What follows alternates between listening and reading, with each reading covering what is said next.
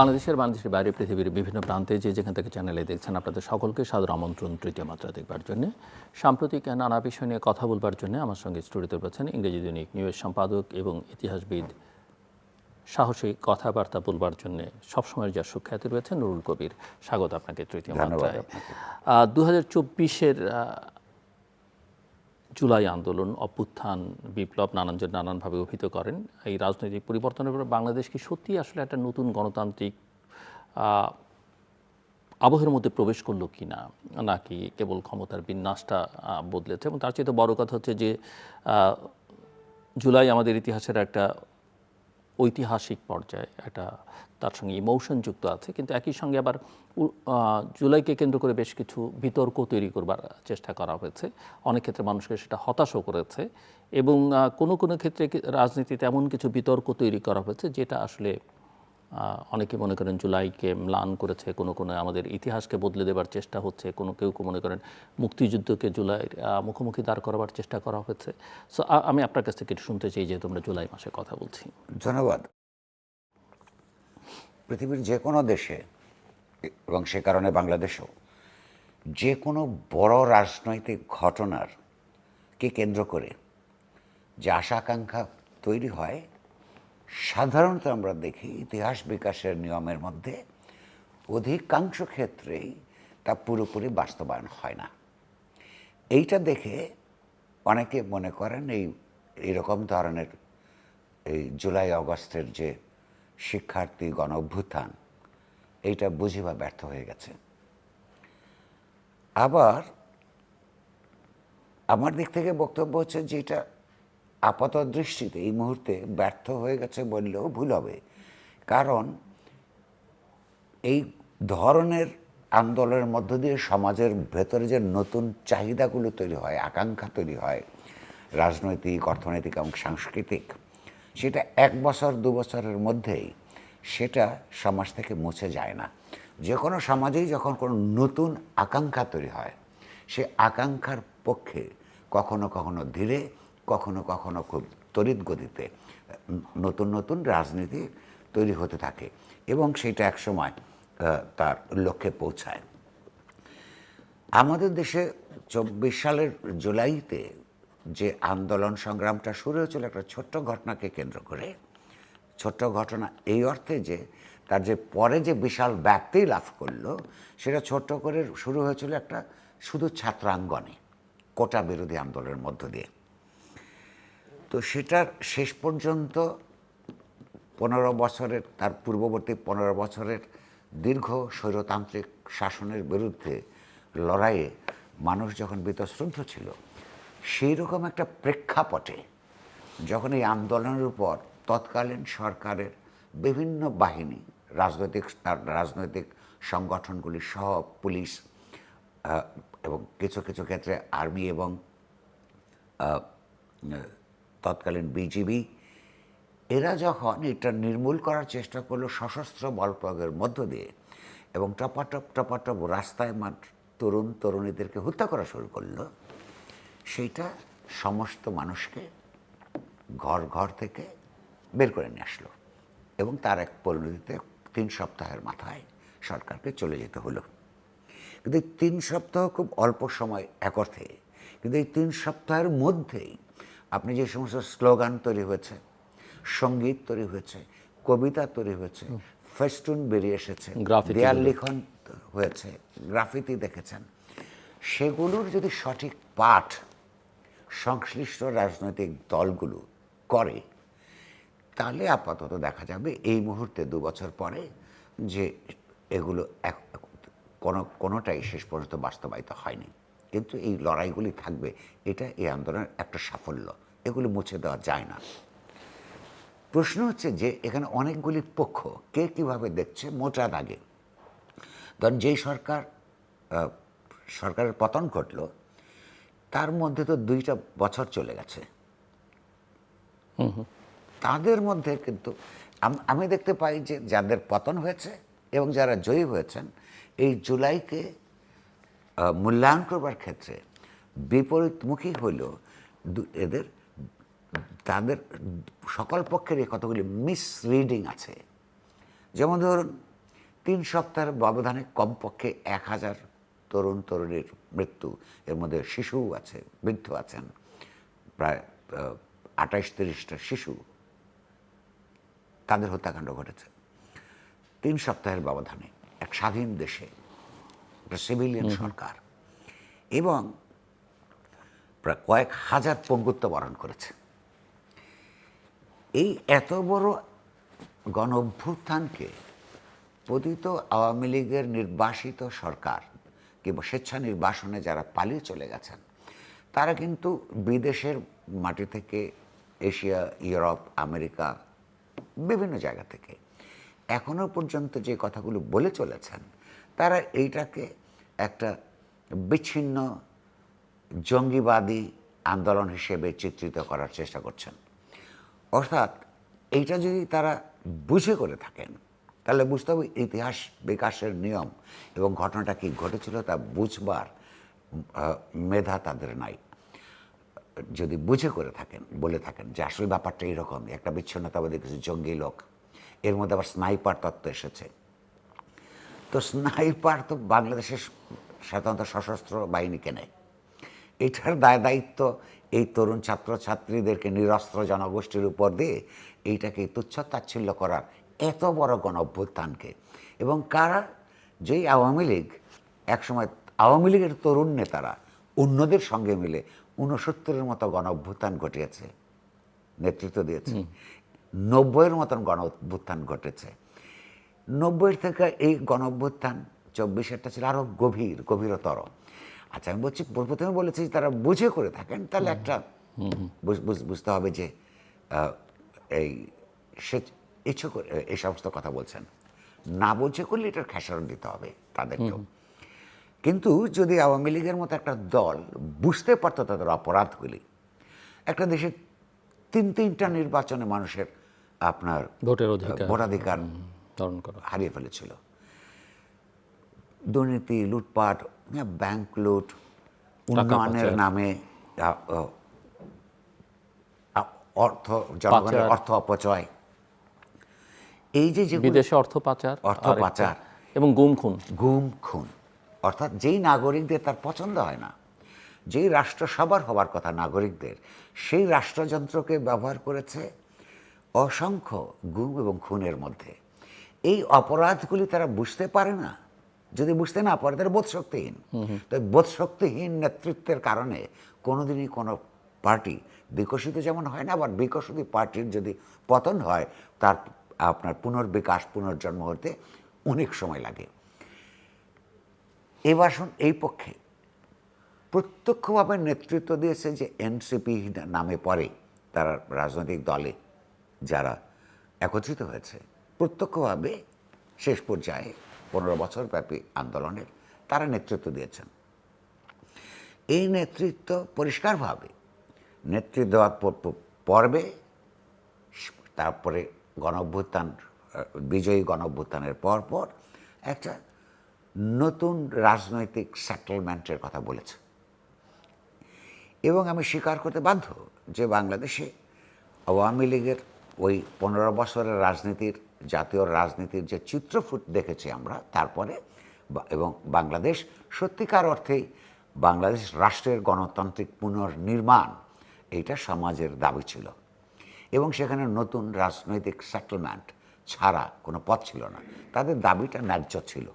কিন্তু আপনি লক্ষ্য করুন, শেষ পর্যন্ত তাদের যেটা পরিণতিটা হলো, তারা দল গঠন করলেন, কেউ কেউ সরকার চালালেন, দল গঠনে নির্বাচিত হলেন, কিন্তু এই নির্বাচন প্রক্রিয়ার মধ্যে যারা বৈপ্লবিক নতুন রাজনৈতিক, অর্থনৈতিক, সাংস্কৃতিক সেটেলমেন্টের মধ্যে জন্য দাবি তুলেছেন, রাইটলি, তারা একটা পশ্চাৎপদ রাজনৈতিক দল জামাতে ইসলামী তার রাজনৈতিক পক্ষপটে আশ্রয় গ্রহণ করেছেন।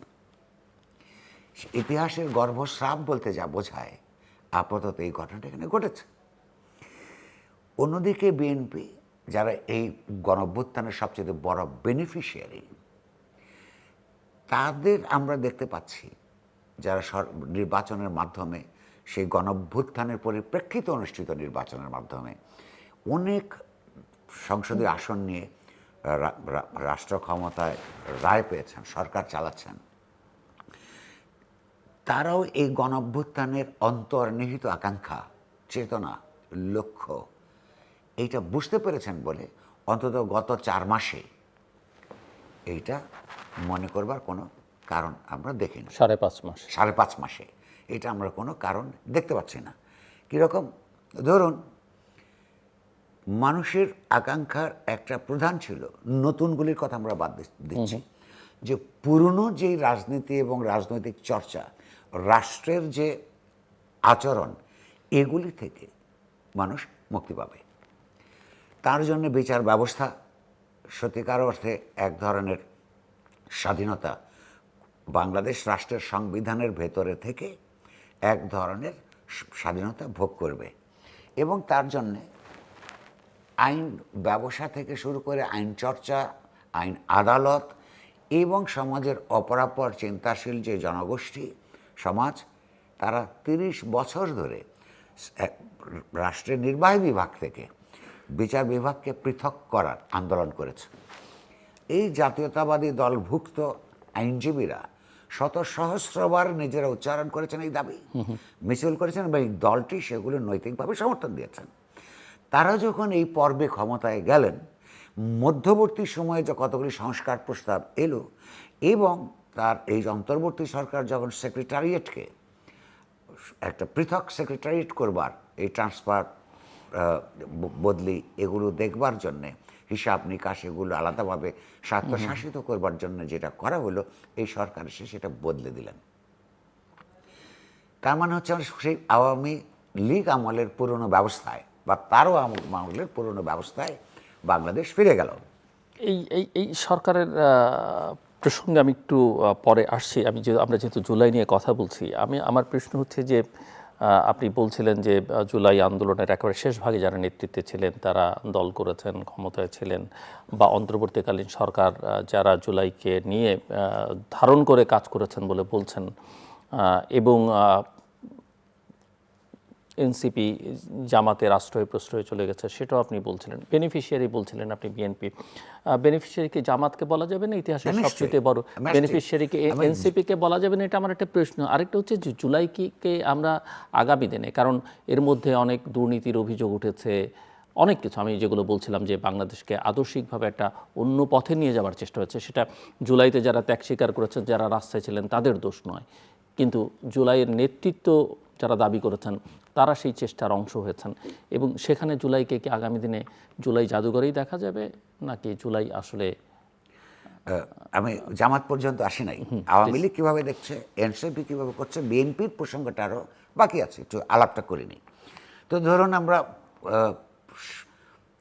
নির্বাহী বিভাগ থেকে বিচার বিভাগকে পৃথককরণের ক্ষেত্রে দেখলাম আমরা পুরানো ব্যবস্থার মধ্যেই এই আন্দোলনের এত রক্তপাতের পরও, এই আকাঙ্ক্ষার পরও, এবং তারা প্রতিশ্রুতি দেওয়া সত্ত্বেও বিএনপি তারা পুরনো অবস্থায় চলে গেল, কারণ ওইটা তার থেকে দলীয়ভাবে সুবিধা দিবে, এটা পুরনো অভ্যাস, সেই পুরনো ব্যবস্থা।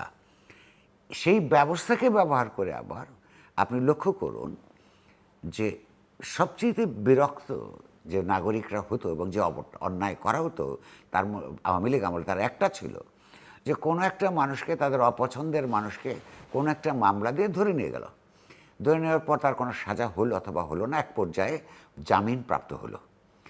জামিন দেওয়ার পরও আপনার অ্যাটর্নি জেনারেল অফিস বসে থাকতো, আপনার জেলখানার কর্তৃপক্ষকে ফোন করে নিষেধ করতো যে এখনও পর্যন্ত আপনারা ছাড়বেন না, এই নিষেধ করাটা বেআইনি। ইতিমধ্যে অন্য কোনো মামলা, পুরনো মামলায় তাকে গ্রেফতার দেখানো অথবা নতুন মামলার ব্যবস্থা করা হতো। একই ঘটনা আমরা এই সময়ে বিএনপি আমলে অনেকের ক্ষেত্রে দেখছি। কোর্ট জামিন দিয়েছে, 24 ঘন্টার বেশি হয়ে গেছে, পুরনো মামলা খুঁজে পায় না বলে নতুন মামলা দিয়ে তাদেরকে হ্যারাস করা হচ্ছে। আমার কথা হচ্ছে, তাদেরকে যদি তাদের বিরুদ্ধে যে মামলা হয়েছে, সেটা তো সেই মামলা তো প্রত্যাহার করার কথা আমরা বলছি না। ওই মামলা লড়বার জন্যে এবং ওই মামলায় জামিন পাওয়ার জন্য যদি দেশে আইন থাকে, সেই আইন আদালত অনুযায়ী আদালত থেকে যদি সেই জামিন প্রাপ্ত হয়, সেইটাকে ঠেকিয়ে দেবার যে আওয়ামী বদভ্যাস, সেটা বিএনপি শুধু রপ্ত করে নাই, কোনো কোনো ক্ষেত্রে এটা বাড়িয়ে দিয়েছে। এই অর্থে যে পুরনো মামলায় গ্রেফতার যেমন আওয়ামী লীগ করতো বা একাধিক মামলায় নতুন করে মামলা দিচ্ছে, এরকম ঘটনাও আছে। আপনি জুলাই জাদুঘরেই থাকবে কিনা, যে দেখুন যে কোনো আন্দোলন সংগ্রাম জাদুঘরে থাকা অত্যন্ত গুরুত্বপূর্ণ, কিন্তু এখানে যেটা দুর্ভাগ্যের ব্যাপার, জুলাই আন্দোলনটা জাদুঘরেও থাকবে কিনা সেইটারও একটা সন্দেহের অবকাশ রয়েছে। যত ধরনের স্লোগান উত্থাপিত হয়েছিল বাংলাদেশের সমাজ এবং রাষ্ট্রের গণতান্ত্রিক রূপান্তরের জন্যে, সেগুলো সব ওখানে সংরক্ষণ করা হয়েছে বলে আমি শুনি নাই। দ্বিতীয়ত, যেই ঘুষ, দুর্নীতি ও আর্থিক অনাচারের বিরুদ্ধে যে আন্দোলন করার জন্য মানুষ রাস্তায় নেমে প্রাণ দিয়েছে, সেইটাতে যারা শহীদ হয়েছেন তাদের স্মৃতির উদ্দেশ্যে তৈরি জাদুঘর নির্মাণে যদি দুর্নীতি হয়, আর্থিক দুর্নীতি, এর চাইতে প্রতারণা, বিশ্বাসঘাতকতা এই রক্তদানের প্রতি এত হতে পারে না। সাম্প্রতিককালে জুলাই জাদুঘর নির্মাণে কী ধরনের প্রতারণামূলক কাজ হয়েছে, কী ধরনের আর্থিক দুর্নীতি হয়েছে, আস্তে আস্তে রিপোর্ট বেরোচ্ছে, এগুলো আরও বেরোতে থাকবে। প্রায় 150 কোটি টাকা এইটার পেছনে মঞ্জুর করা হয়েছে। 150 কোটি টাকা দিয়ে কি কি করেছে অন্তর্বর্তীকালীন সরকার, অধ্যাপক ইউনূসের এবং তার মন্ত্রী, বিশেষত যার উদ্যোগে এটা হয়েছে, সেই উদ্যোগের জন্য তাকে ধন্যবাদ, তৎকালীন সংস্কৃতি মন্ত্রী ফারুকী। তার নেতৃত্বে যেই ঘটনাটা ঘটেছে, ইদানিং এখন বেরোচ্ছে কাগজে পত্রে, টেলিভিশনের অনুসন্ধানী রিপোর্টে, যে কোনো কোনো ক্ষেত্রে কোনো কাজ না করে বিল দেওয়া হয়েছে। যেমন ধরুন, খবর বেরিয়েছে ওইখানে যারা ভলান্টিয়ারের কাজ করে তাদের জন্যে আপনার বিল করা হয়েছে, বিল পাস করা হয়েছে, বিলের টাকা তোলা হয়েছে, কিন্তু ভলান্টিয়াররা বলছেন যে আমরা তো ভলান্টিয়ার, আমাদেরকে টাকা পয়সা দেওয়া হয় নাই। কিংবা তাদের খাবারের জন্যে বিল তৈরি করা হয়েছে, তারপরে সেই বিল অর্ধেক তোলা হয়েছে, যেই রেস্টুরেন্ট থেকে নেওয়া হয়েছে সেই অ্যাকাউন্টে জমা দেওয়া হয়েছে, রেস্টুরেন্টের মালিক বলছে এটা তো আমাদের অ্যাকাউন্ট না, আমাদের এখানে 24,000 আছে, ওইখানে তো ওই দিনে 48,000 বিল দেখানো হচ্ছে। প্রশ্নটা হচ্ছে যে তার মানে জাদুঘরেও যাতে না থাকে জুলাই, সেইটার ব্যবস্থা করা হচ্ছে। এরা যেটা বোঝে না, অর্থাৎ এটা একটা জুলাই ব্যবসা হিসেবে। আপনি জানেন মন্ত্রীর আত্মীয় পরিজন তো ওই মন্ত্রণালয়ের, সংস্কৃতি মন্ত্রণালয়ের, তথ্য এবং মন্ত্রণালয়ের কর্মকর্তার সন্তান সন্ততি রাতারাতি কোম্পানি তৈরি করে জুলাই জাদুঘরের অনেক কাজ করেছে, যেগুলো ঠিকমতো করা হয় নাই। এত বড় একটা বিল্ডিং স্ট্রাকচার তো এখানে আছে, 150 কোটি টাকা খরচ করবার জন্যে, এটা দিয়ে আর তো অনেক কিছু করা যেত, সেটা করা হয় নাই। 2 বছর হয়ে গেছে, এখনও পর্যন্ত উদ্বোধন হয় নাই। উদ্বোধন হলে মানুষ গিয়ে দেখতে পারবে যে 150 কোটি টাকা খরচ করে ওইখানে কী কী করা হয়েছে আর কী কী করা হয় নাই। তো প্রশ্ন হচ্ছে যে যেই রাজনৈতিক বিচারিক অনাচার, আর্থিক দুর্নীতির বিরুদ্ধে এই গণঅভ্যুত্থান তৈরি হয়েছে এবং সে বিজয় লাভ করেছে মানুষের রক্তের উপরে, তার যার পরবর্তীকালে যারা সরকার গঠন করেছে, অন্তর্বর্তী সরকারের কিছু মন্ত্রী সহ নানা ধরনের দুর্নীতির মধ্যে যুক্ত আছে। বিএনপির ক্ষেত্রে আমি আসি, জামাতে ফিরব বা শুরু করব। পুলিশের ট্রান্সফার পোস্টিং একটা ব্যবসার, বড় ব্যবসার একটা ক্ষেত্র হিসেবে, সেক্টর হিসেবে, একটা খাত হিসেবে আওয়ামী লীগ আমলে বিকশিত হয়েছিল। আমরা তখন এটার সমালোচনা করেছি, কারণ যদি আপনি রিক্রুটমেন্টের মধ্যে, পোস্টিংয়ের মধ্যে, ট্রান্সফারের মধ্যে, প্রমোশনের মধ্যে পুলিশ কর্মকর্তার থেকে যদি ঘুষ নেওয়ার ব্যবস্থা থাকে, তাহলে সে কোনো অবস্থায় তার সঠিক, তার যে ডেসক্রাইবড যে দায়িত্ব, সেটা পালন করার আগে ওই ঘুষ দেওয়ার পয়সাটা মানুষের কাছ থেকে আদায় করবার ব্যবস্থা করবে।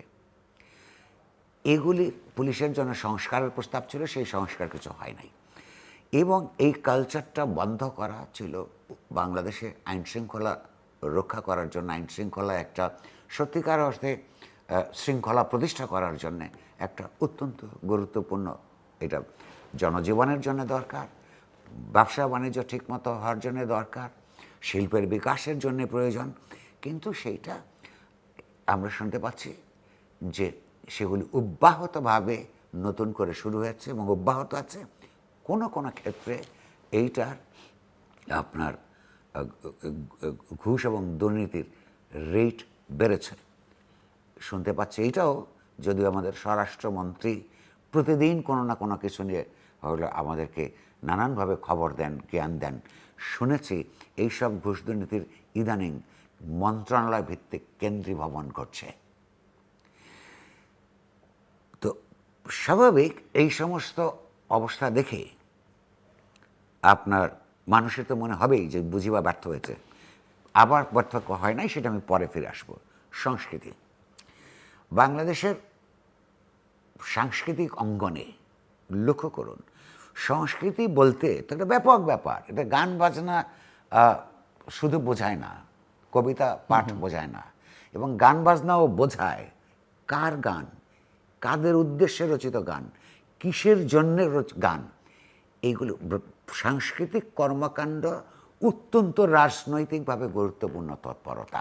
এখন তো আরও বেশি, এখন তো আরও বেশি। কেন বেশি? এই গণঅভ্যুত্থানের পরিপ্রেক্ষিতে এইটা আরও একটা 15 বছরব্যাপী একটা সংকীর্ণতাবাদী জাতীয়তাবাদ, বাঙালি জাতীয়তাবাদ, এই অর্থে সংকীর্ণতাবাদী, এটা ব্যাখ্যা খুব পরিষ্কারভাবে আমাদের সবার সামনে থাকা দরকার।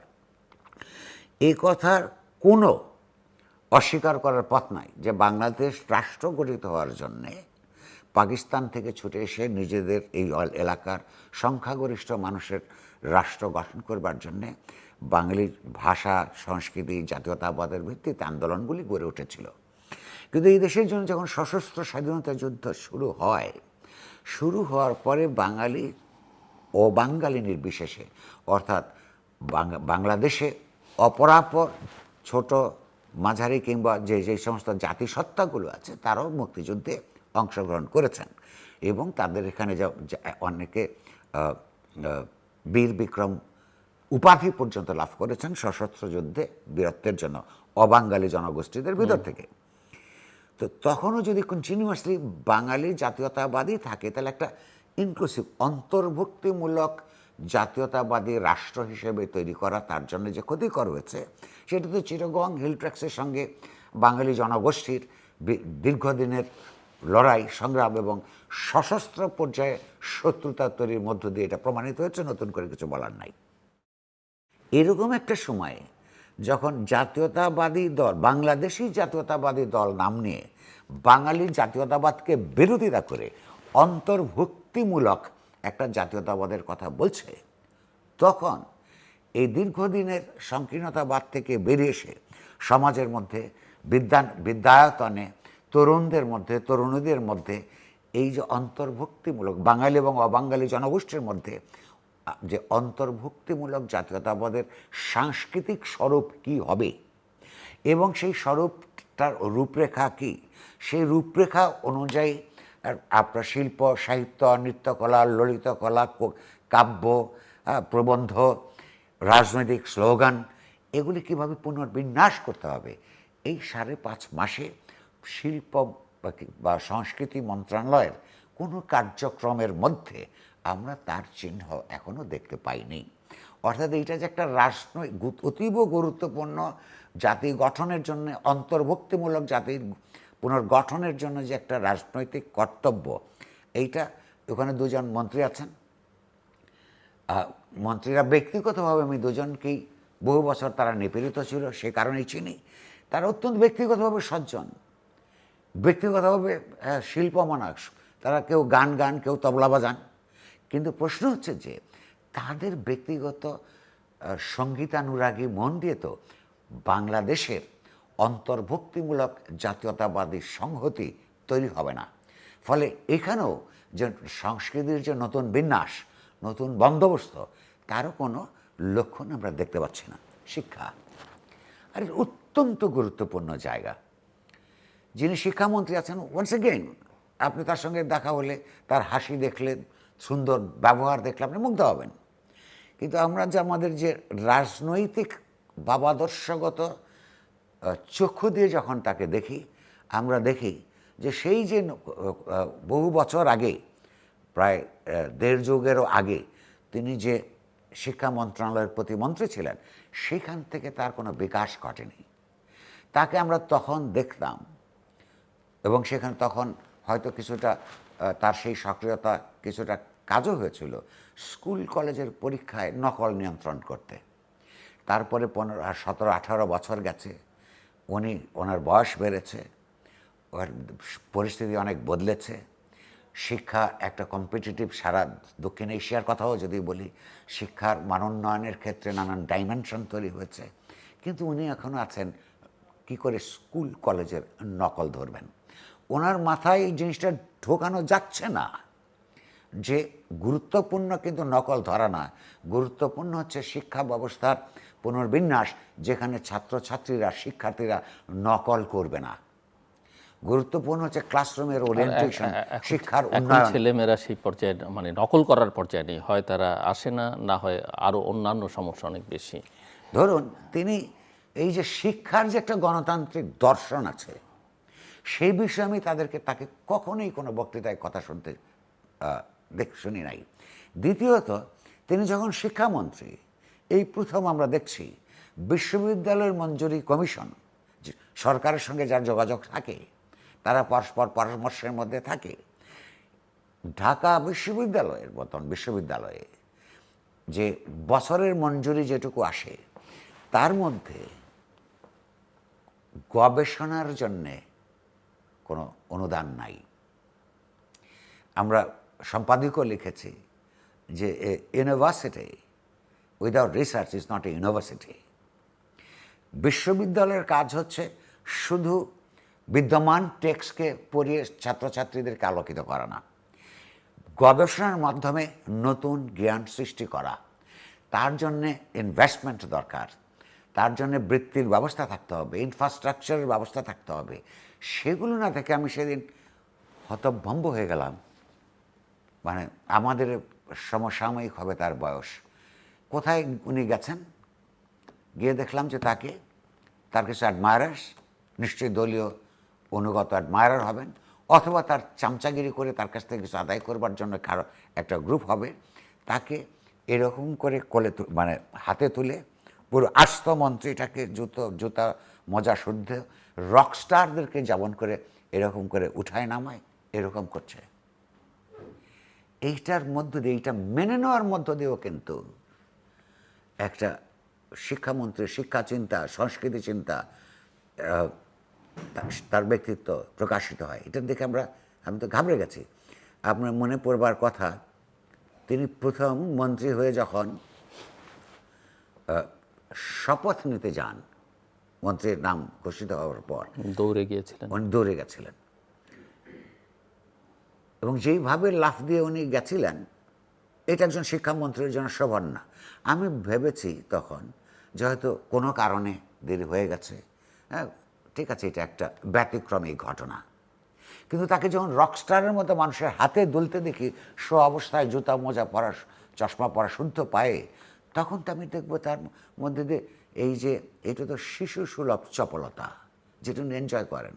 আবার তার কাজের মধ্যে আমি যখন দেখি যে বিশ্ববিদ্যালয়ে অনুদানের ক্ষেত্রে কোনো পয়সা নাই, কিংবা এই কিছুদিন আগে আপনি লক্ষ্য করুন, এই মাত্র কিছুদিন আগে সরকারেরই একটা আপনার গবেষণায় দেখা গেছে যে একটা পাইলট এক ধরনের একটা গবেষণায় যে মাধ্যমিক পর্যায়ের শিক্ষার্থীরা ঠিকমতো বই রিডিং পড়া, যেটাকে বলে, শুদ্ধভাবে পড়তে পারে না, একদম এলিমেন্টারি পর্যায়ের অঙ্ক কষতে পারে না। তার মানে শিক্ষার মান, অর্থাৎ শিক্ষা বিস্তারের ক্ষেত্রে শিক্ষকদের তৎপরতার গুণগত মান যেই পরিমাণে নিচে নেমেছে, এইটা যে শেষ পর্যন্ত তারা যে ছাত্রছাত্রী তৈরি করবে, তারা বিশ্ববিদ্যালয় পর্যন্ত পৌঁছায় যেই মেধা এবং দক্ষতা নিয়ে ওখানে গিয়ে পৌঁছবে, সেখানে তো গবেষণার ব্যবস্থা থাকলেও করতে পারবে না। তাহলে এই শিক্ষার মান তৈরি করবার জন্যে বা উন্নীত করবার জন্য কী করবে? আমি শিক্ষা মন্ত্রণালয়ের সে কোনো তৎপরতা দেখি না। ওনার সর্বশেষ বক্তৃতা দেখলাম উনি বলছেন, কাদেরকে যেন ধমকাচ্ছেন যে শিক্ষকরা রাজনীতি কে কাকে কত নম্বর দেয় এটা পরীক্ষা করা হবে। কি করে পরীক্ষা করা হবে? উনি বলছেন যে বোর্ড থেকে খাতা নিয়ে আসা হবে। এটা অবৈধ। এই কাজটা, প্রথম কথা, এটা শিক্ষামন্ত্রীর কাজ না। দ্বিতীয় হচ্ছে যে বোর্ড থেকে ছাত্রছাত্রীদের খাতা মন্ত্রণালয়ে নিয়ে আসা কিংবা শিক্ষামন্ত্রীর বাড়িতে নিয়ে যাওয়া, এটা অবৈধ কাজ। এই চিন্তাটা পর্যন্ত অবৈধ এবং অত্যন্ত আপনার ইম্যাচিওর মস্তিষ্কের জাত চিন্তার প্রতিফলন। তো এখন প্রশ্ন হচ্ছে যে যেই সংস্কৃতি এবং যেই শিক্ষা বাংলাদেশের গণতান্ত্রিক রাষ্ট্রের পুনর্নির্মাণের জন্যে সবচেয়ে গুরুত্বপূর্ণ রাজনৈতিক কাজ, সেখানে যারা বসে আছেন এবং আপনার আমার এবং গরিব মানুষের ট্যাক্সের পয়সায় বেতন ভাতা সুবিধা নিচ্ছেন, তাদেরকে শুধু যদি আমরা বলি তারা জুলাই চেতনা বুঝতে পারেন নাই অথবা বিশ্বাসঘাতকতা করছেন, নট ইনাফ। তাদেরকে অ্যাকাউন্টেবল করতে হবে। তাদের এই শিশুসুলভ তৎপরতা বন্ধ করার জন্য জনমত তৈরি করতে হবে। এতে হলো সরকারের দিক, অপোজিশন, জামাত ইসলাম।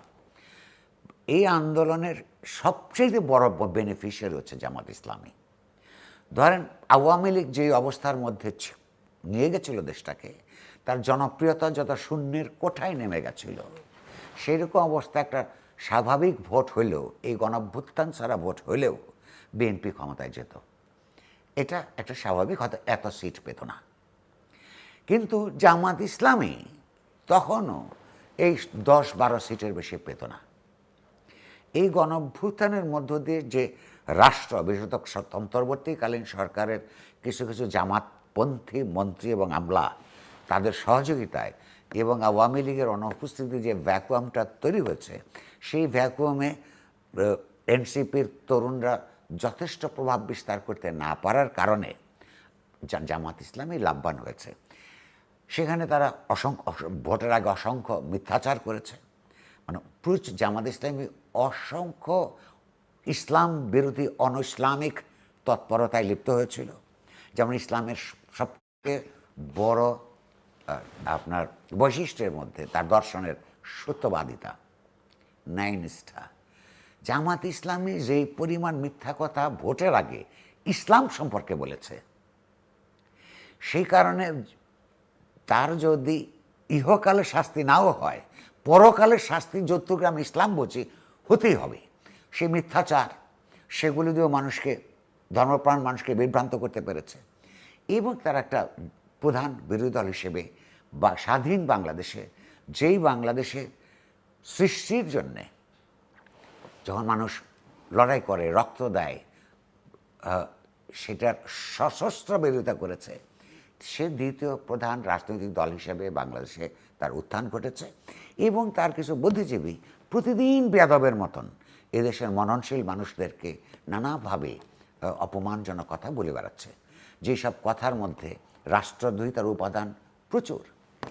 সবচেয়ে বড় অপরাধ তারা এই যে রাজনৈতিকভাবে সংগঠিত হওয়ার পরে যেটা করছে বা করার চেষ্টা করছে জুলাই অভ্যুত্থানকে নিয়ে, এইটাকে স্বাধীনতা যুদ্ধের সাথে তুলনা করে প্রথমে বলেছে দ্বিতীয় স্বাধীনতা।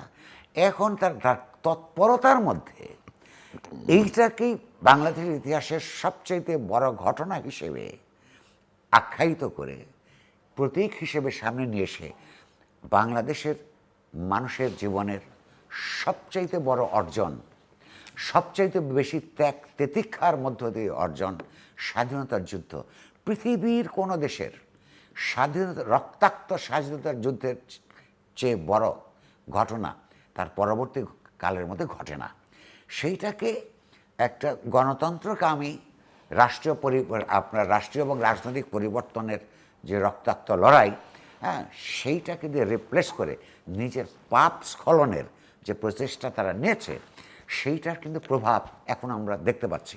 আমি খুব পরিষ্কার নই, কিন্তু আমি অনুমান করব যে যদিও সরকার বিএনপিতে, কিন্তু বিএনপি সরকারের মতাদর্শগত অবস্থান অপরিচ্ছন্ন থাকবার কারণে অথবা তারা কনফিউজ থাকবার কারণে, বা সেই কারণে কিনা আমি খুব নিশ্চিত নই, কিন্তু আমার সন্দেহ করবার সুযোগ আছে যে এইখানে অস্টারিটি না, মিতব্যয়িতার নামে এই যে বাংলাদেশের সেনা বাহিনীর ভেতরে, সেনা সদরে শিখা অনির্বাণ অস্টারিটির কারণে ওইটা নিভিয়ে দেওয়া হয়েছে। প্রতি মাসে প্রধানমন্ত্রীর কিংবা মন্ত্রীদের যতগুলি অনুষ্ঠান হয়, তার জন্য যত হাজার কার্ড ছাপানো হয়, সেটা তো আরেকটা ব্যবসা হিসেবে প্রতিষ্ঠিত হয়েছে। অথচ মন্ত্রীদের, প্রধানমন্ত্রীর অনুষ্ঠানে পরিষ্কারভাবে কিছু নির্দিষ্ট সংখ্যক আসন থাকে, সেখানে তাদেরকে নিমন্ত্রণ করবার জন্য ওই শত শত হাজার হাজার কার্ড খরচ করে যে পরিমাণ টাকা খরচ হয়, শিখা অনির্বাণের শিখা জ্বালানোর জন্যে ওই পয়সার দরকার নাই। এই যে অনির্বাণ শিখা, এইটা একটা জাতির গৌরবের, ইতিহাসের, ঐতিহ্যের প্রতীক। অর্থাৎ যেই দিন বাংলাদেশ স্বাধীন হয়েছে, এই স্বাধীনতার ধারণা এবং এটা চিরন্তন শিখার মতো জ্বলতে থাকবে, অনির্বাণ শিখার জ্বালানোর শুরু করার এইটা ছিল আপনার দৃষ্টিভঙ্গি এবং তার পেছনের দর্শন। মানে এই অপচয়ের এখনও শেষ নাই এই সরকারের মাধ্যমেও। ওই যে জুলাই জাদুঘর তৈরি করবার ক্ষেত্রেও অপচয় হয়েছে, দুর্নীতি হয়েছে। আপনাকে শিখা অনির্বাণ বন্ধ করবার জন্য যখন এটা বন্ধ করে দেওয়া হয়, তখন সন্দেহ করবার অবকাশ আছে এগুলির পিছনে বাংলাদেশের স্বাধীনতা যুদ্ধবিরোধী জামায়াত ইসলামী সাম্প্রতিক কালে যে প্রভাব বিস্তার করেছে, তার কোনো হাত আছে কিনা, অথবা হাত থাকলেও এইটা বুঝবার আপনার মগজ এবং মনন এবং হৃদয় এই জাতীয়তাবাদী দলের নেতৃত্বের আছে কিনা, এইটা খুব একটা বিচ্ছিন্ন ঘটনা হিসেবে দেখবার আবার সুযোগ নাই। সাম্প্রতিক কালে আপনি হয়তো লক্ষ্য করেছেন, প্রতি বছরই বা একটা নির্দিষ্ট সময় পরপর বাংলাদেশের জাতীয় সশস্ত্র বাহিনীতে, যাদের কাজ হচ্ছে 1971 সালে অর্জিত স্বাধীনতার যে অন্তত কমপক্ষে ভূখণ্ডগত সার্বভৌমত্ব রক্ষা করা, তাদের নতুন ক্যাডেটসরা আসে। অতীতে ক্যাডেটসদের নামকরণ, ব্যাচগুলির নামকরণ করা হতো এই দেশের যা স্বাধীনতার যুদ্ধে যারা প্রাণ দিয়েছেন সবচেয়ে শ্রেষ্ঠ সন্তান, বীর শ্রেষ্ঠদের নামে। তারা যারা জাতীয় সশস্ত্র বাহিনীতে তরুণ কর্মকর্তা হিসেবে যোগ দিবেন, তাদেরকে উজ্জীবিত করবার জন্যে, অঙ্গীকারাবদ্ধ করবার জন্যে, দেশের সার্বভৌমত্ব রক্ষা করবার জন্যে তাদের নামের, ব্যাচের নামগুলি এই যে বীর শ্রেষ্ঠদের নামে দেওয়া কিংবা বীর উত্তমদের নামে দেওয়া, এর চাইতে বড় তো কোনো কিছু হতে পারে না। এই আমলে যে ক্যাডেটরা এসছেন কয়েকটা, তাদের নাম দেওয়া হয়েছে ইসলামের প্রথম যুগের খুলাফায়ে রাশিদিনের 4 জন মহৎ খলিফার নামে। হজরত আবু বকর, হজরত উসমান, হজরত উমর এবং হজরত আলী, তাদের নামে দেওয়া হয়েছে। প্রশ্ন হচ্ছে যে ইসলামের ইতিহাসে এই 4 জন অত্যন্ত গুরুত্বপূর্ণ ভূমিকা পালন করেছেন। এই 4 জন মানুষ ওই সময়ে ইসলামের রাজনীতিটা কী হবে, তার অর্থনীতিটা কী হবে, খলিফা এবং তার সভাসদদের জীবনযাপন কেমন হবে, তার আমলে জ্ঞান বিজ্ঞানের বিকাশের অভিমুখ কী হবে, এই বিষয়গুলিতে তার অসামান্য অবদান আছে।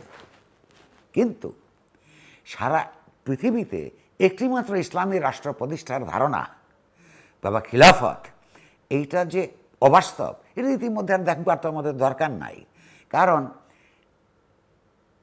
ইসলামের প্রথম যুগে যখন ইরান, লক্ষ্য করুন, ইসলামের প্রভাবের মধ্যে আসে, তখন কিন্তু তারা আরবি ভাষাটা সঙ্গে নিয়ে গেছিল। যারা ইসলামের বা মুসলমানদের যে বীরেরা ওইটা দখল করেছিলেন বা জয় করেছিলেন, ইরান যাতে ইসলাম গ্রহণ করেছে ধর্ম হিসেবে, কিন্তু তার ভাষা এবং সংস্কৃতি যে 3000 বছরের ঐতিহ্য, এটা কিন্তু তারা বাদ দেয় নাই। সে কারণে তার যে সমৃদ্ধ পার্সি ভাষা এবং পার্সি সংস্কৃতি, সেইটার বলে বলিয়ান হয়ে আজকেও যদি ইরানকে আপনি দেখেন, মার্কিন যুক্তরাষ্ট্রের মতো পরাক্রমশালী রাষ্ট্র, ইসরায়েলের মতন এরকম একটা জায়নিস্ট স্টেট, যার রুথলেস, নির্মম নৃশংস একটা রাষ্ট্র, এই সবাই মিলে যখন ইরানকে পরাজিত করবার চেষ্টা করেছে, তার ওই পার্সিয়ান সভ্যতার সংস্কৃতির জোরে কিন্তু মার্কিন যুক্তরাষ্ট্র এবং ইসরায়েল ইরানে আজ পরাজিত হয়েছে, তারা বিজয়ী হয়েছে ইরানিরা। তাহলে আধুনিক যুগে রাষ্ট্র হিসেবে যে জাতির যে ধারণা, এই বাঙালিকে, বাঙালির স্বাধীনতা যুদ্ধ, বাঙালির বাংলা ভাষা, বাঙালির আপনার সংস্কৃতি, এই রাষ্ট্রকে টিকে থাকতে হলে এই সমাজের শেকড় থেকে উঠে আসা রসে সিক্ত হয়েই তাকে এটা করতে হবে। আর সেই ক্ষেত্রে এই যে জাতীয়তাবাদীর অন্তর্ভুক্তিমূলক যে ভাব দর্শনের কথা বিএনপিকে বলে, তারা কি শেষ পর্যন্ত এটা একটা মুসলিম জাতীয়তাবাদে অধঃপতিত করতে চায় কিনা, এবং এইটাকে আবার উস্কানি দেওয়ার প্রচুর অর্ধশিক্ষিত লোক আছে। কারণ আমাদের পার্শ্ববর্তী ভারতে এখানে যে একটা ধর্মবাদী রাষ্ট্র কায়েম হয়েছে, সেইটাকে দেখিয়ে বলে যে ওইখানে যদি হিন্দুত্ব চলে তাহলে এখানে ইসলামের মুসলমানিত্ব চলবে। প্রশ্ন কথা হলো, এই হিন্দুত্ববাদী রাজনীতির প্রচার প্রসারের মধ্য দিয়ে ভারত নিজেকে কী পরিমাণ ক্ষতিগ্রস্ত করছে, এইটা বুঝতে ভারতীয় শাসক শ্রেণীরও আরও 20-25 বছর লাগবে। এইখানে যারা মনে করে যে ভারতের খারাপ কাজ আমাদের নিতে হবে, বাংলাদেশের ইতিহাস চেতনার মধ্যে এই উপাদান ঢোকানো বাংলাদেশের অস্তিত্বের জন্য ক্ষতিকর হবে। বাংলাদেশের স্বাধীনতা যুদ্ধের আপনার রাজনৈতিক চৈতন্য, তার সাংস্কৃতিক ঐতিহ্য, এগুলোর মধ্য দিয়ে নিজেদেরকে শক্তিমান করতে হবে। ভারতের থেকে যদি আপনার কিছু নিতেই হয়, তাহলে অন্তত ধর্মবাদী রাজনীতিটা নিলে চলবে না। ভারতে অনেক বড় বড় ভালো ভালো গবেষণামূলক বিশ্ববিদ্যালয় করেছে, ভারতে অনেকগুলি ভালো ভালো পত্র পত্রিকা প্রতিষ্ঠা করেছে, যারা ইউরোপ আমেরিকার সঙ্গে পাল্লা দিয়ে চলবার যোগ্যতা অর্জন করেছে। ভারত থেকে যদি আমাদের কিছু শিখতে হয়, তার দেশপ্রেম শেখা দরকার। ভারতীয়রা তাদের বিপদে আপদে বিজেপি থেকে কমিউনিস্ট পার্টি পর্যন্ত এককাট্টা হয়ে যায় যখন তার দেশের ভারতীয় হিসেবে রাষ্ট্র যখন বিপদের মধ্যে পড়ে। সেইটা যদি আপনি শিখতে চান, বা এইসব জামাত ইসলামী শিখতে চায়, এটা ভালো কথা। বিএনপি যদি কিছু শিখতে চায়, বিশ্ববিদ্যালয় তৈরি করা, বড় বড় শিল্প প্রতিষ্ঠা করা, এগুলি ভারতে মেলা কাজ তারা করতে পেরেছে। তাদের দেশপ্রেমকে আমি ধন্যবাদ জানাই। কিন্তু তাদের মধ্যে সবচেয়ে খারাপ কাজ হচ্ছে ভারতকে হিন্দুত্ববাদী রাষ্ট্রে পরিণত করা। সেইটার প্রতিক্রিয়া হিসেবে আমাদেরকে এখানে একটা ধর্মবাদী রাষ্ট্রে নিজেদেরকে অধঃপতিত করতে হবে। এটা আধুনিক গণতান্ত্রিক ধারণার পরিপন্থী, এবং এটা একটা পশ্চাৎপদ রাজনীতি। জামাত ইসলাম সেই আমাদের এই গণভ্যুত্থানের মধ্য দিয়ে অর্জিত শক্তি বাংলাদেশকে পেছনে নিয়ে যাবার জন্য চেষ্টা করছে। এইটাও মানুষের আপাতত মনে হতে পারে, তাহলে আমরা কি পেলাম এই গণভ্যুত্থানের মধ্যে। আমি সময় এবং সুযোগ থাকলে এই জায়গায় আবার আসবো, কিন্তু আমি একটু সাম্প্রতিককালে প্রধানমন্ত্রী দুটো দেশ সফর করেছেন। প্রথম সফরে মালয়েশিয়া গেছিলেন, পরে তিনি চীনে গেছেন। আসছে সেই জায়গাটায়, থ্যাংক ইউ। কিন্তু আমি এই বিষয়ে শেষ কথাটা আমি বলতে চাই যে এতগুলি হলো সব নেতিবাচক দিক, হতাশার দিক, কিন্তু এই মুহূর্তে এই অভ্যুত্থানের মধ্য দিয়ে যারা শক্তি অর্জন করেছে, শক্তিমান হয়ে রাষ্ট্র পরিচালনায় আছে, বা বিরোধী দল হিসেবে রাষ্ট্র পরিচালনার অংশ আছে, সে এনসিপি সহ আমি সবাইকে বলছি, এগুলো আপাতত এরকম ঘটনা ঘটেছে এ কারণে যে এই আন্দোলনের মধ্যে, গণঅভ্যুত্থানের মধ্যে যতটা স্বতঃস্ফূর্ততা ছিল, ততটা সচেতনতা ছিল না। স্বতঃস্ফূর্ততা ছিল এ কারণে যে সরকারের উপর, আওয়ামী লীগ সরকারের দীর্ঘদিনের অন্যায়, অপরাধ এবং বিশেষত তাদের হত্যাকাণ্ডের প্রতি তাৎক্ষণিক প্রতিক্রিয়া হিসেবে হাজারে হাজারে লক্ষ লক্ষ লোক মনে করেছে এই সরকারকে যেতে হবে। কিন্তু এবং তারা গেছেও, সে অর্থে তাৎক্ষণিকভাবে সেই আন্দোলন ভীষণভাবে সফল হয়েছে। যে মানুষ যদি রাস্তায় নামে, কত বড়, কত দিনের, কত নামি দামি রাজনীতিক কিচ্ছু যায় আসে না। সেই এইটা উদাহরণ হিসেবে এই তরুণ প্রজন্মের কাছে রয়ে গেল। এই তরুণরা বৃদ্ধ হতে কিন্তু দেরি আছে। ফলে এই যে আবার এই অন্যায়গুলি শুরু হয়েছে, এই আন্দোলন সংগ্রামের সঙ্গে যে বিশ্বাসঘাতকতা শুরু হয়েছে, বিচ্যুতি শুরু হয়েছে বিএনপি, জামাত এবং এনসিপির, এর বিরুদ্ধেও কিন্তু আবার গণসচেতনতা গড়ে উঠবে। এবং তখন আর 20 বছর ধরে অপেক্ষা করতে হয় না, গোটা প্রজন্ম ধরে অপেক্ষা করতে হয় না, কারণ তার তাজা স্মৃতি। ওইখানে রাস্তায় সব নেমে গেলে কি অবস্থা দাঁড়ায়, এই সব প্রজন্ম সেটা জানে। এবং আমাদের মতন কিছু বুড়া লোকও ততক্ষণও বেঁচে থাকবে, এবং সেগুলোর জন্য আমাদেরকে কাজ করতে হবে। কারণ অ্যাকাউন্টেবল করা গুরুত্বপূর্ণ। কোনো আন্দোলনে কোনো রক্তপাতই শেষ পর্যন্ত ব্যর্থ হয় না, এই বিশ্বাসটাই তরুণ প্রজন্মের রাখা দরকার। চীন প্রসঙ্গ দেখুন, এই সরকার, এই রাষ্ট্র পরিচালনার ক্ষেত্রে একটা হচ্ছে কিছু মহৎ আকাঙ্ক্ষা। আমরা যদি প্রধানমন্ত্রীর বক্তৃতা শুনি, তার এমনকি তার আচার আচরণও ব্যক্তিগতভাবে দেখি, সামাজিকভাবে তার চালচলন দেখি, বেশ কিছু প্রশংসাযোগ্য আচার আচরণ উক্তি তিনি করছেন। কিন্তু গুরুত্বপূর্ণ হচ্ছে তিনি যা বলছেন সেটা রাষ্ট্র পরিচালনার ক্ষেত্রে কোনো সুশৃঙ্খল অবয়ব আমরা দেখতে পাচ্ছি কিনা, সংগঠিত আচরণ সচেতন আচরণ দেখতে পাচ্ছি কিনা। চীন সফরে কি ঠিক হয়েছে, এইটা কয়েকজন মন্ত্রী ছাড়া আসলে কেউ পুরোপুরি জানে না। কেন আমিও জানি না, কেন জানে না তার একটা প্রমাণ কারণ আছে। কারণটা কি, এই ধরনের সফরগুলিতে এই খবরগুলি শেষ পর্যন্ত কারা জানায়?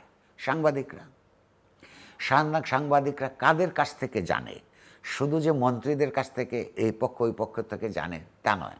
সাংবাদিকদের আপনি খুব ভালো করে জানেন, তাদের কিছু নিজস্ব মেকানিজম থাকে। এই চীন সফরের জন্য যারা এখানে নিয়োজিত হয়েছেন, সেটা প্রতিষ্ঠানের পয়সাই হোক কিংবা রাষ্ট্রের পয়সাই হোক কিংবা অন্যদের পৃষ্ঠপোষকতায় হোক, কারা যাবেন সেখানে সরকারের এনওসি লাগে। দেখবেন এগুলি যেন একটা রিওয়ার্ড পানিশমেন্টের ব্যাপার হয়ে গেছে।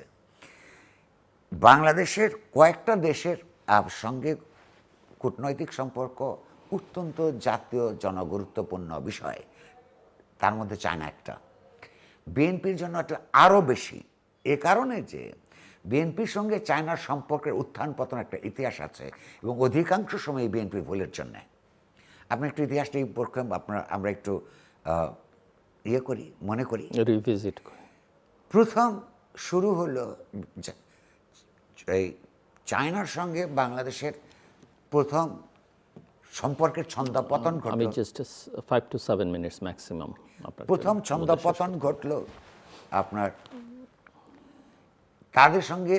তাদেরকে ইনফর্ম না করে তাইওয়ানের জন্য একটা অফিস করার মধ্য দিয়ে। এটা অবিশ্বাসের সম্পর্ক তৈরি হলো। তাইওয়ানের সঙ্গে চায়না নিজে ব্যবসা করে, বহু দেশে তাইওয়ানের তার সম্পর্ক আছে, কূটনৈতিক সম্পর্ক আছে, ব্যবসার সম্পর্ক আছে। চাইনিজদের দিক থেকে দরকার ছিল, যেহেতু ওয়ান চায়না পলিসি বাংলাদেশের রাষ্ট্র অফিসিয়ালি মানে, ফলে সেখানে তাদেরকে একটু ইনফর্ম করে রাখা যে আমরা তাইওয়ানদেরকে বাণিজ্যিক কারণে অফিস দিচ্ছি। এই কাজটা করে নাই। না করার ক্ষেত্রে যে অবিশ্বাসের সম্পর্ক তৈরি হয়, সেটা ঠিক হতে অনেক বছর লাগে।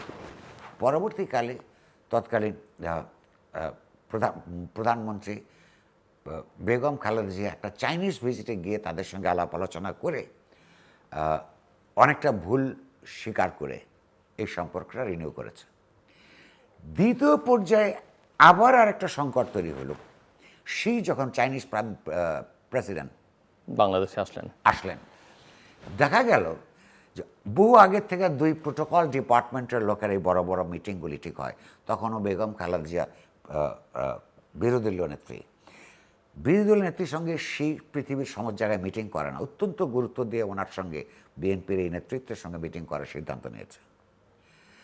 প্রোটোকলের মধ্যে ঠিক থাকে যে কতজন থাকবে, কি এজেন্ডা হবে, কি আলাপ হবে, এগুলিকে আপনার বাঘ মুক্ত করা হয়, তো সেই মিটিংয়ে বসে দেখলেন যে যাদের নাম আছে তাদের চাইতে অতিরিক্ত একজন ব্যক্তি ওখানে উপস্থিত। এটা বিএনপির দিক থেকে কোনো সিরিয়াসনেসের লক্ষণ নয়।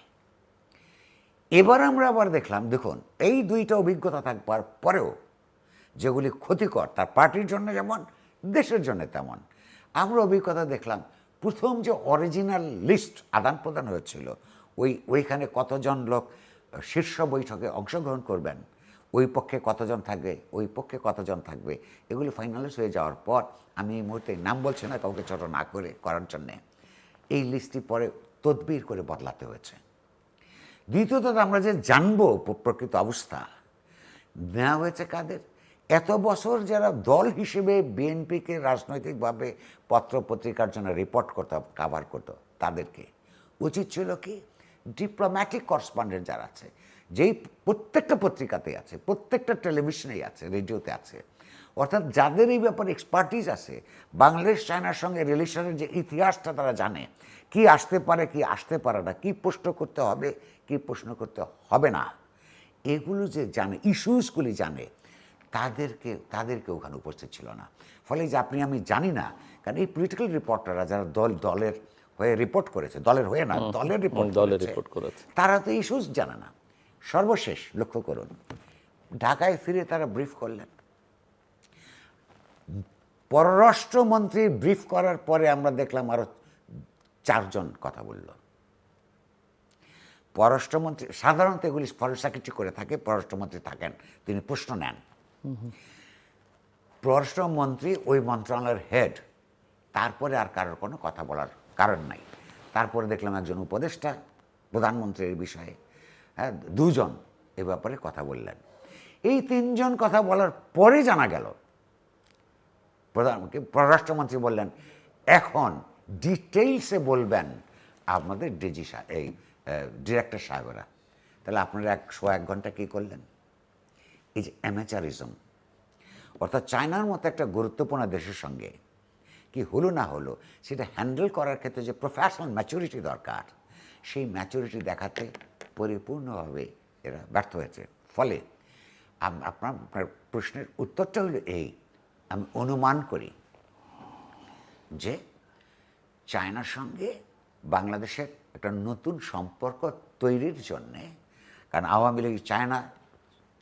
আওয়ামী লীগকে সবার আগে নৌকা দিয়ে এসেছিল বিজয়ের পর, যেই বাংলাদেশের মানুষ যে নির্বাচনকে প্রত্যাখ্যান করেছিল। এবং আমাদের মাথায় রাখতে হবে বিএনপি যেমন চাইনিজ কমিউনিস্ট পার্টির সঙ্গে একটা সমঝোতা স্মারক করেছে, আওয়ামী লীগ এটা করেছিল, কিন্তু এটা দিয়ে তাদের উদ্বেলিত হবার এবং ভারতীয় কংগ্রেসও করেছে। তো ফলে এই যে চাইনিজরা আওয়ামী লীগের সঙ্গে অত্যন্ত ঘনিষ্ঠভাবে কাজ করেছে, পার্টি পর্যায়ে করেছে, সরকার পর্যায়ে করেছে, এবং বাংলাদেশের মানুষ যখন এই নির্বাচন প্রত্যাখ্যান করেছে তখন সোনার নৌকা দিয়ে তৎকালীন প্রধানমন্ত্রীকে তারা বারণ করেছে। সেই চায়না বাংলাদেশের সঙ্গে নতুন করে একটা সম্পর্কের ভিতরে যাবার জন্যে ভারত যেমন চেষ্টা করে, আপনার চায়নাও চেষ্টা করে, সেইখানে এটা যেইভাবে হ্যান্ডেল করা দরকার সেভাবে হচ্ছে কিনা আমি শিওর না। তবে ওই পক্ষের স্টেটমেন্ট দেখে যেটা মনে হয়েছে হয়তো কিছুটা এগিয়েছে। এটাকে নার্চার করবার জন্যে পররাষ্ট্র নীতিতে যেই পরিমাণ গবেষণা দূরদৃষ্টি থাকা দরকার, এখন যাদেরকে আমরা চারপাশে দেখছি তারা এটা আমাদেরকে ডেলিভারি করবে বলে বিশ্বাস করতে কুণ্ঠা বোধ হয়। কিন্তু আমরা বলবো এটা আমরা অ্যাফোর্ড করতে পারি না, আপনারা এগুলি করলে আপনাদের বিরুদ্ধে আমাদেরকে জনমত সংগঠিত করবার কাজে নামতে হবে। অনেক অনেক ধন্যবাদ মিস্টার নুরুল কবির। দর্শক কথা বলছিলেন নিউজ সম্পাদক নুরুল কবির। মনে হয় তার কথা বলবার পরে কথা বলবার কিছু নেই, কারণ তার কথা যারা শোনেন তারা অত্যন্ত মুগ্ধ হয়েই শোনেন। কয়েকটি কথা, একটা হচ্ছে যে জুলাই আমরা কথা বলছি, জুলাই ব্যর্থ হয়ে যায়নি। কোন জুলাইয়ের কথা বলছি, কোন সময়টার কথা বলছি সেটা আমরা সবাই জানি। কোনো ব্যক্তি, কোনো গোষ্ঠী হয়তো সেটিকে ছোট করবার চেষ্টা করেছেন তাদের ক্রিয়াকর্মের মধ্য দিয়ে, কিন্তু জুলাই ব্যর্থ হয়ে যায়নি। এবং জুলাইয়ের সবচেয়ে বড় সাফল্য যে জুলাই মানুষের বহু বছর পরে মানুষের চোখ কান খুলে দিয়েছে, এবং বিশেষ করে তরুণদের, এবং এটা দীর্ঘকাল তাজা থাকবেন মিস্টার নুরুল কবির বলছিলেন। কাজেই রাজনৈতিক নেতৃত্ব যে শিক্ষা অতীত থেকে নেওয়া উচিত ছিল নেননি, এবং তার পরিণতিকে সেটা জুলাই অভ্যুত্থানের মধ্য দিয়ে আমরা দেখেছি রাজনৈতিক নেতৃত্বের এখান থেকে আসলে অনেক শিক্ষা নেবার আছে এবং ওই সময়টাকে স্মরণ করা উচিত। দ্বিতীয় প্রসঙ্গ যেটা সেটা হচ্ছে যে সরকারের পারফরমেন্স নিয়ে কথা বলেছেন প্রধানমন্ত্রীর নানান ক্রিয়াকর্ম, তার আচার আচরণ, কথাবার্তা সেগুলোকে প্রশংসা করেছেন, কিন্তু তার পারিষদ বর্গের মধ্যে বা তার যারা অনুসারী তাদের মধ্যে সেটা ট্রান্সলেটেড হয়নি। এটা পরিষ্কার করে তিনি বলবার চেষ্টা করেছেন। প্রধানমন্ত্রী যখন মন্ত্রিসভা করেন, মন্ত্রিসভার প্রথম বৈঠকে তিনি বলেছিলেন, তার মন্ত্রীদের সতর্ক করে দিয়েছেন, আমরা সংবাদ মাধ্যম সূত্রে জেনেছি যে 6 মাস তাদের তিনি সময় দিচ্ছেন এবং 6 মাস পরে তিনি পুরো বিষয়টা পুনর্বিবেচনা করবেন। কাজেই এটা গ্যারান্টেড নয় যে তারা সবসময়ের জন্য মন্ত্রী থাকতে পারবেন বা সরকার যতদিন আছে। আমরা আশা করব যে 6 মাস পূরণ হতে আর সপ্তাহ দুয়েক আছে, তিনি পুনর্বিবেচনা করবেন, পুনর্মূল্যায়ন করবেন এবং মন্ত্রীদের ক্রিয়াকর্ম সম্পর্কে যথেষ্ট তথ্যপাত্য তার কাছে থাকবার কথা না থাকাটাই অস্বাভাবিক হবে।